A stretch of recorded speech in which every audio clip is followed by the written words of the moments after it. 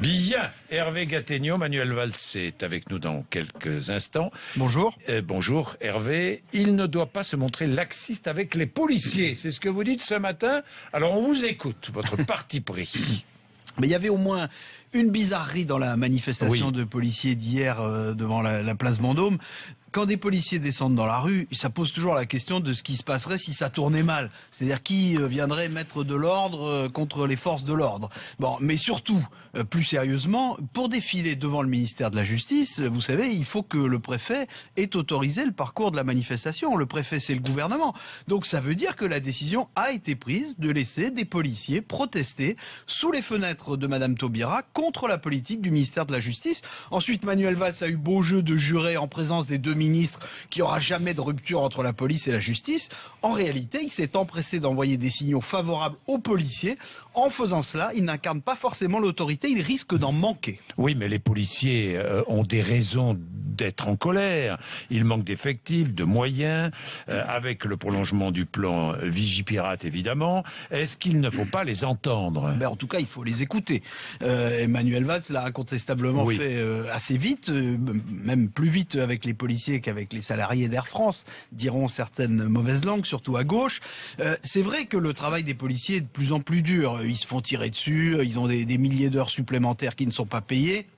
Ils ont parfois le sentiment de travailler pour rien parce que la justice ne suit pas. Bon, pour autant, je crois qu'il ne faut pas mélanger avec les policiers la question des moyens et la question des pouvoirs. Ce n'est pas parce qu'on ne peut pas donner plus d'argent à la police, et c'est vrai que c'est difficile, qu'il faut donner aux policiers les procédures simplifiées qu'ils réclament. Vous savez, la procédure, c'est ce qui garantit les libertés individuelles. Il faut la respecter. La police, elle est là pour appliquer la loi, pas pour la faire, et encore moins pour la défaire. Le sondage ELAB BFM TV montre qu'une très grande majorité de Français, 85%, considèrent que les critiques des policiers contre le laxisme de la justice sont justifiées.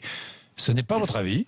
Vous savez, le mot laxisme, c'est un terme un peu fourre-tout auquel on peut faire dire ce qu'on veut. La réalité, c'est que le nombre de prisonniers augmente en France. Les permissions qui sont accordées aux détenus, dont on parle beaucoup ces jours-ci, elles sont de plus en plus limitées. Le nombre de condamnations en France ne diminue pas depuis quelques années. En revanche, il est parfaitement exact qu'il y a plus de peines de prison non exécutées en France que de condamnés emprisonnés. Ça, c'est vrai que ça fait réfléchir. Et chaque fois qu'un juge laisse sortir un individu qui ensuite commet un crime ou un délit, c'est toute l'institution judiciaire qui est mise en cause et c'est toute la police qui souffre. La vérité, c'est que il faut avoir le courage de le dire. Il y a des bavures judiciaires comme il y a des bavures policières. Peut-être qu'il faut trouver un moyen de sanctionner aussi les bavures judiciaires quand il y en a, mais le fait est qu'on n'empêchera jamais un magistrat de manquer de jugement, même si ça a l'air paradoxal. Oui, Christiane Taubira est mise en cause.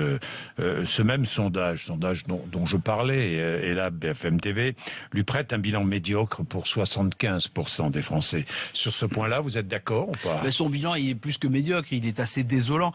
Christiane Taubira n'a pas réussi à mettre sur pied une politique pénale qui soit à la fois cohérente et efficace. Alors Manuel Valls ne l'a pas forcément toujours aidé, puisqu'on sait qu'il y a des désaccords entre eux. Les textes de Christiane Taubira ont parfois été laminés par le Conseil constitutionnel, c'est pas très glorieux, mais là encore, je crois qu'il ne faut pas se tromper de débat. Madame Taubira, elle a pu donner l'impression par ses discours, parfois, d'avoir plus d'attention pour les délinquants que pour les victimes. C'est évidemment regrettable, mais il faut le répéter, ce n'est pas le ministre de la Justice qui rend les décisions de justice, ce sont les juges. Donc si ces décisions sont mauvaises, c'est aux juges qu'il faut s'en prendre. Ils sont indépendants, il ne faut pas faire au ministre de la Justice un mauvais procès. Merci, 8h26.